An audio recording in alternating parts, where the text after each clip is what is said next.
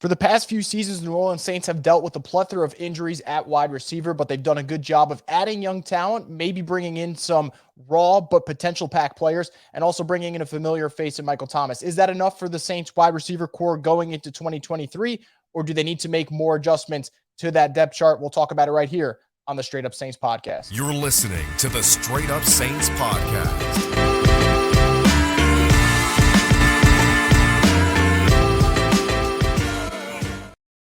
What is up, Who Dat Nation? Welcome back into another edition of the Straight Up Saints podcast. And this podcast is sponsored by the Birdsall Law Firm, the official injury lawyers of Boot Krewe Media. They're located at 918 Poydras Street by the Superdome, and you can give them a call at 504-523-5413. That's Birdsall Law Firm, the official injury lawyers of Boot Krewe Media. So we're talking about wide receivers on this podcast, and it's only fitting that we have a fan favorite and former Saints wide receiver on the podcast, another member of Boot Krewe Media, Lance Moore. Lance, how's everything going, man?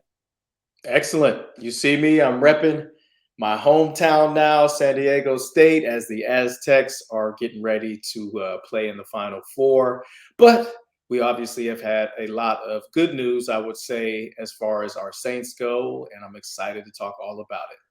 Yeah, absolutely. But you know what? I'll be fair. I'm kind of a spur of the moment type of guy. And you mentioned the San Diego State shirt. Obviously, incredible run for what they've done this year. I'd imagine you watched the game Sunday. If so, how much were you sweating those final minute of the game?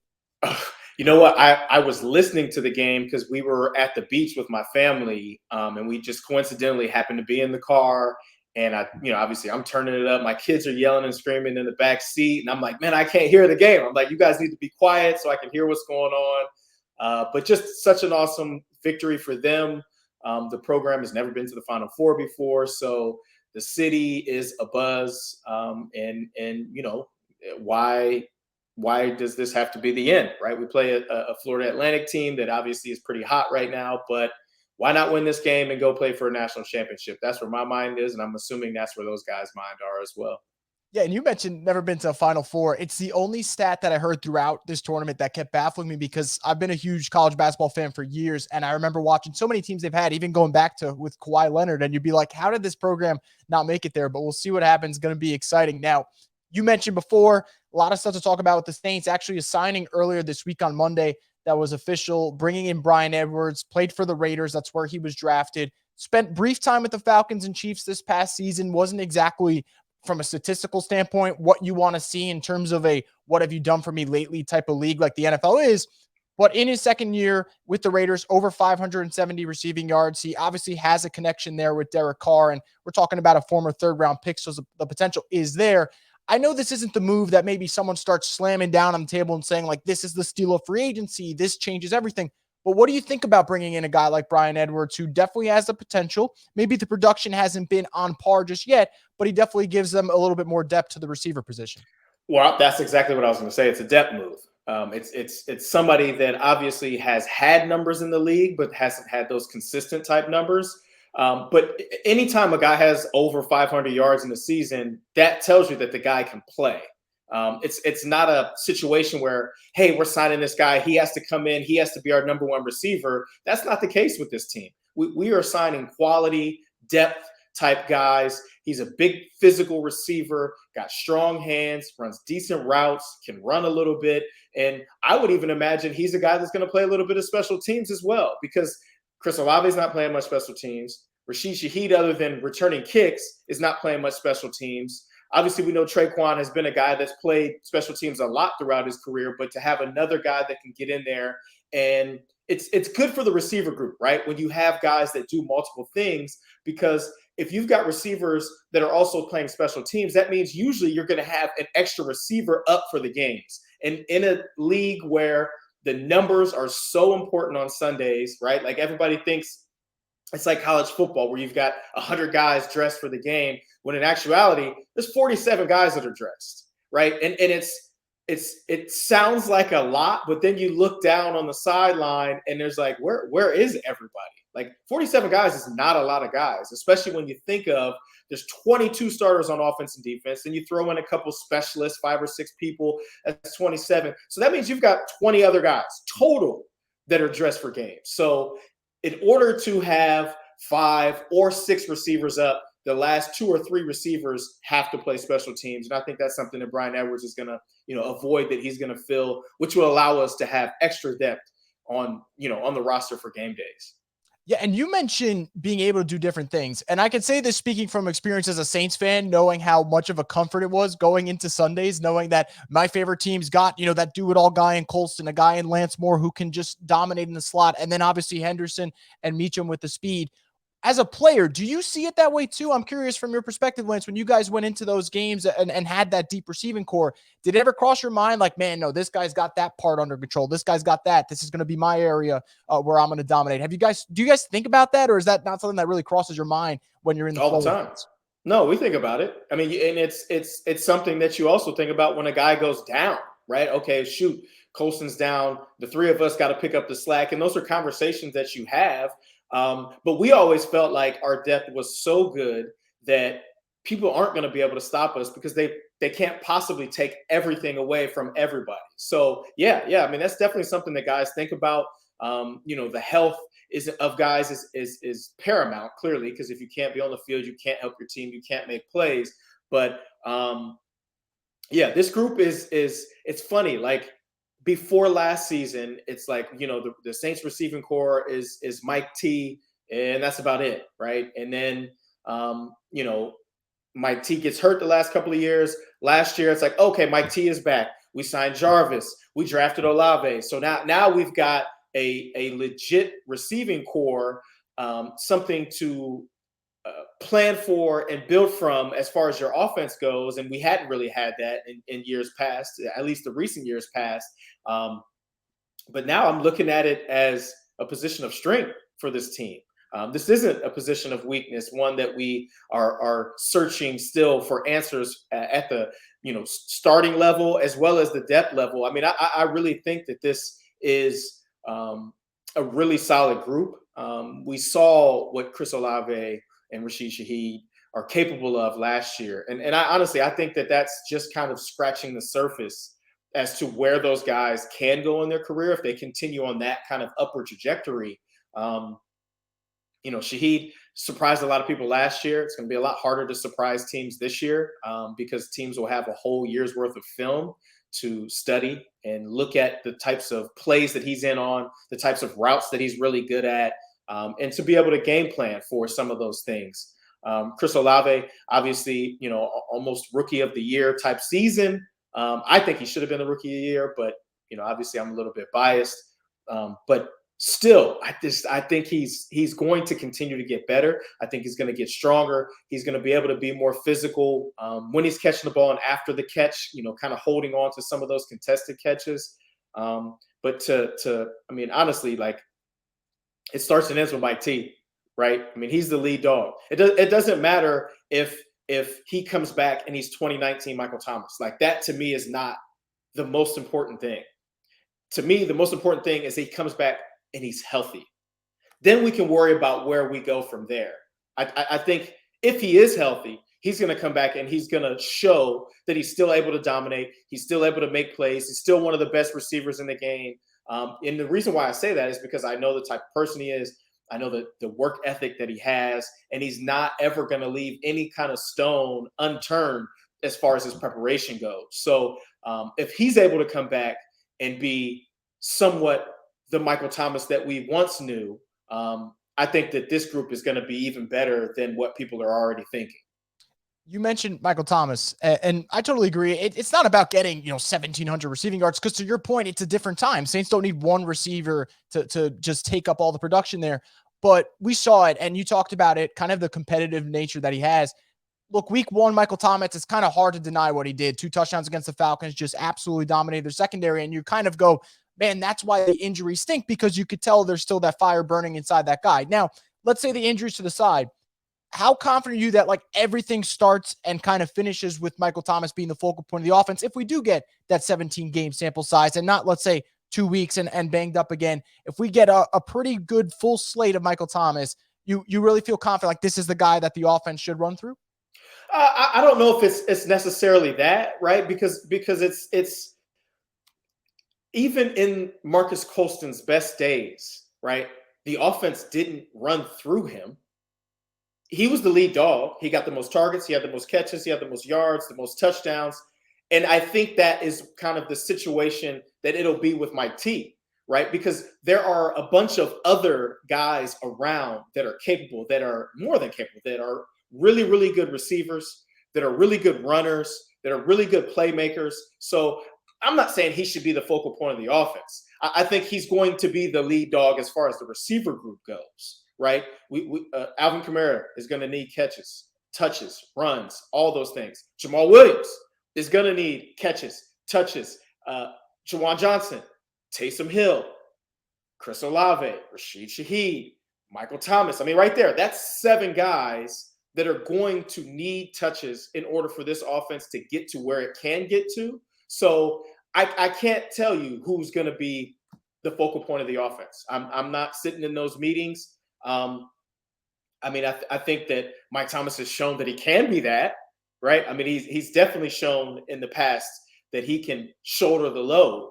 But I think it's better for this offense and for this team if he doesn't have to, right? If the wealth is spread out a little bit so that all these guys are able to get touches and make plays for this team, because obviously we all know the more guys that can make plays, the harder it is for the defense to stop them. And I think that's one of the reasons why our offenses way back when were as successful as we were, because we had so many weapons. The ball got spread around to a bunch of different guys, and the defense a lot of times were reeling, trying to figure out who to stop and where to go and all these different things. So I think that can be the case with this offense coming up in 2023 because of the amount of guys as far as playmakers go. And then obviously we've got the offensive line to be able to handle, creating lanes for the runners, protecting for the quarterback. And then obviously the icing on the cake is finally having a quarterback again that adds legitimacy to that position, a leader to this offense that obviously has his credentials. And, I think the sky's the limit for this offense, honestly. Yeah, and you talked about Chris Olave before. I think obviously we're both in agreement here. He's a special talent. You mentioned how you thought, whether or not he should be offensive rookie of the year. The fact of the matter is he was in the conversation, over 1,000 yards, and to do it with 2 different quarterbacks too. And there's always that uncertainty where, some people have the situation where it's same quarterback week 1 to week 17. That wasn't his situation. What do you think's is it a matter of, hey, just a couple more pounds getting a little bit stronger for him and he takes that next step? Just watching his game, what do you think it is? Do you think it's kind of as simple as, hey, he starts coming down with some of those contested grabs that there really is just that's the way for him to unlock that next stage of his career? Or there's some other things that you think, all right, Chris can get a little bit better at that, work on this. Obviously, like I said, we both think he's a special talent, but what are you looking at in terms of him taking that next leap? So we go from, man, he's good to, man, he's great. And that really changes things. Well, first, it's incredible that he came in. Obviously, he was drafted in the first round. We moved up to get him. Big time guy, right? We knew that there was potential there, but we weren't sure when we'd be able to see all of it because we had Mike T. We had Jarvis there. Chris Olave is a rookie. He's not going to be ready. All these different things. He's got injuries around him, the quarterback shuffle, and he's still able to put up 1,000 yards. He's basically thrust into the fire as far as the leading receiver goes in his first season. So that in itself is incredible. But as far as his development goes, yeah, I think it's a physical thing first with him, right? We know he's shown that he's got the mental capacity. He's shown the physical traits as far as the speed and getting downfield and coming up with some of those long balls that, part of the offense that we were missing for several years. But like you said, being able to be physical at the point of the catch, those contested catches, yards after catch. There are a lot of times he's catching the ball and falling down, or catching the ball, making a move and kind of falling down.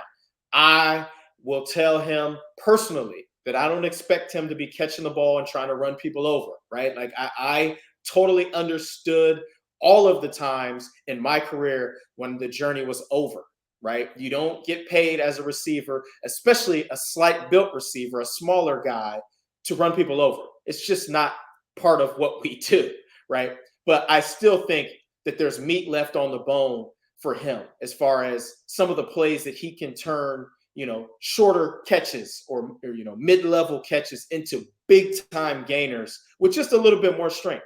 And that's something that he can add this offseason. And I think he'll continue to add as he gets a little bit older in his career and he's in the strength program. And that's not to say that he doesn't work hard. Some of us are just not blessed with superior size. And you've got to kind of work to put a little bit of that weight and that muscle on. Yeah. And look, you talked about it before. You kind of start to look at this wide receiver room, obviously night and day between what it was maybe a year or two ago compared to now. And it seems like the pieces are in place. That being said, for some parts of a fan base, there could be you can never have enough weapons. I'm curious from, let's say, the player perspective. When you do have the pieces in place, though, but you also understand it's a physical game, guys can go down at any time. Do wide receivers ever think of like, hey, man, whoever we can add, just keep adding? Like, how do you see this Saints group? Do you feel like, hey, you can add another piece or two? Or do you feel like you got everything you need and maybe they can start to worry at other positions, maybe defensive end, maybe O-line? Like, how do you assess this receiver group for the Saints? Do you feel like they can use one more weapon or do you feel like, man, I don't know where they fit at this point because they have so many options? I mean, as from a player's perspective, you're not thinking about that. You're like, there's too much going on to worry about who's getting signed, who they're bringing in on visits. Like, that's not important.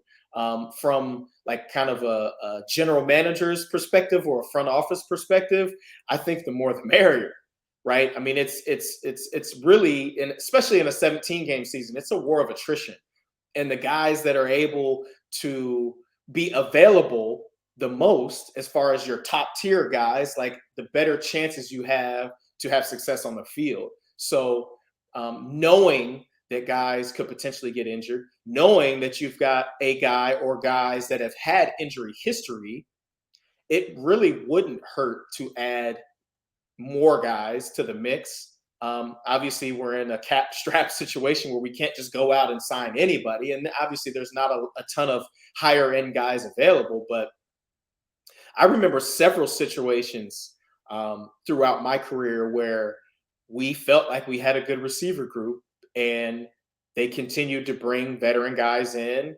And, if nothing else, it's going to push guys, right? Because they don't always work out. Bethel Johnson comes to mind first. I don't remember what year it was that we signed Bethel, 2007 or 2008, but he was a guy from the Patriots, a Blazer, a guy that had Super Bowl past, and like, not to say that guys are freaking out in the receiver room, but it was just like, oh, okay, they added another guy. Like, let's get back to work, and so that could be the situation if we add another veteran guy, or even if we add guys in the draft, right? It's going to be like, oh, wow, like we're still drafting receivers. We got to get on it. We got to continue to work. We got to continue to improve every single day. And it's a competitor's sport. So competition is not limited to the game. Right? Competition is every single day when you wake up trying to create an edge or trying to improve. And so if there's additional guys in that room, especially for the younger guys, right? They bring some veteran guys in and they're thinking, the veteran could potentially get some reps over them. I'm not going to let that happen. I'm going to handle my work.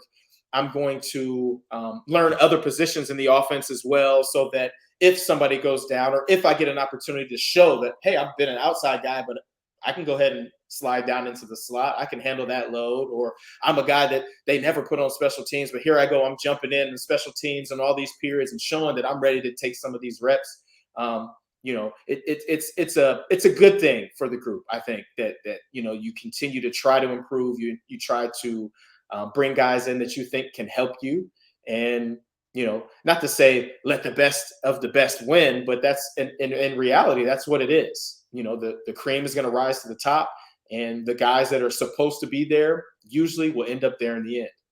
Yeah, and that's a great way of looking at it. There's always this like fascinating debate on Twitter, or if to your point, is it the more the merrier, or people going, well, there's only one football. I'm glad to hear it's, at this point, guys are just going in, working as hard as possible when it comes to that type of competition thing. Now, I'm not trying to interrupt you, but like as a player, you can't worry about what the front office does. Right. You have zero control over that. And that's the thing. One of the things that old Saints receiver coach Curtis Johnson always used to say to us is, don't worry about what they're doing upstairs. Like you'll drive yourself crazy trying to count numbers and figure out roster positions and roster spots and the depth chart. Don't worry about that. Like, because I've seen plenty of times where a guy that's literally at the bottom of the depth chart as far as the receiver room goes makes the team. He made enough plays in preseason. Oh, he's great on special teams, but he's the very, very last. He's the 12th receiver out of 12 receivers, but somehow he makes the team.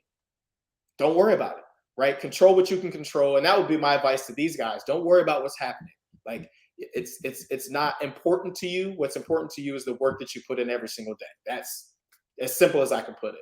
Yeah, I was going to say, if you start worrying about that, does it feel like you almost lose part of the mental battle if that starts happening?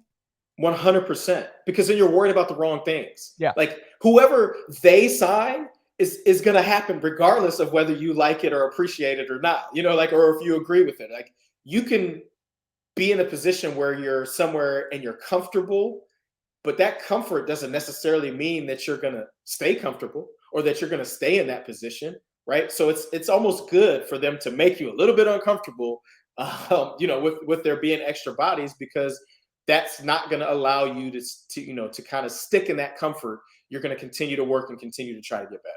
Yeah, certainly. That's great insight there. I'm going to end it on this, Lance. I'm curious. So we talked about this wide receiver room. You also mentioned not just the wide receivers, Juwan Johnson, Taysom Hill, Alvin Kamara, Jamal Williams. We won't know if everyone's going to be healthy during the season, but the luxury is we're talking about this in March. And technically in March, most guys are healthy at this point. Looking at the roster, obviously things have to fall in place, but do you feel confident in saying on paper, Derek Carr has the weapons he needs to go out and do what they got to do in terms of winning the division, and then whatever happens after that? But on paper, you feel like they have the personnel offensively to take control of the South? 100%. Like, I truly, truly believe that even last year, I felt like, man, it feels like we're kind of a quarterback away, because there was times when the offense looked really, really good. But then there was times when the offense was just stale. And I'm not trying to put that totally on the quarterbacks, right? Like, it's not fair to them to just say, hey, it's your fault. I think Pete Carmichael will improve in his second year. I think just the fact that we have a quarterback that's going to consistently be the guy, a guy that's got the resume that he's got, a guy that can make plays with his feet as well as his arm, obviously. I think that we've got everything as far as what it takes to be a very, very good offense. And I wouldn't be surprised if we're one of the better offenses in the National Football League based on the roster that we have offensively. And then couple that with, obviously having the defense that we have. I think we could I really think we could do something special this year. And with me, the bottom of where we can be in my mind is division champions. Now, where we go from there, it's kind of up in the air. But I honestly think that, like, low-level goal for this team is to win the division and make it back to the playoffs. Yeah, and I think that's fair. It's actually a funny thing. Derek Carr talked about you want ripe players. He was referring to like having mature players as ripe bananas and saying, you look at the Saints team, a lot of guys are ready to win now. Like, this isn't a team where you're waiting on a lot of young talent. So it's definitely there. But anyway, Lance, thank you so much for taking the time to do this. It was absolute joy talking about this receiver room. Probably wouldn't be a joy if, let's say, it was a couple years ago and we're like, I don't know who's in what position or not, but talent's certainly there. But it's been an absolute blast. Hope you have a great rest of the week, and thank you for coming on. Yes, sir. Let's do it again sometime. Absolutely. And that's going to do it for this edition of the Straight Up Saints podcast. So make sure you guys subscribe to Boot Krewe Media's YouTube page. Stay in touch on all platforms. And until then, stay tuned for more content on the Straight Up Saints podcast, the destination for the Who Dat Nation.